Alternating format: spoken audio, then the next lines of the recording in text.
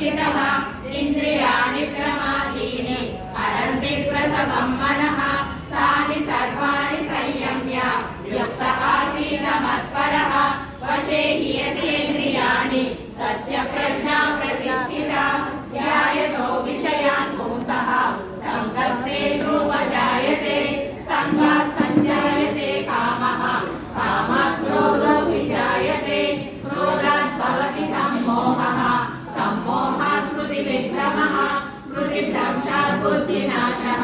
बुद्धिनाशात् प्रणश्यति रागद्वेषवियुक्तैस्तु विषयानिन्द्रियैश्चरन् आत्मवश्येर्विधेयात्मा प्रसादमधिगच्छति प्रसाद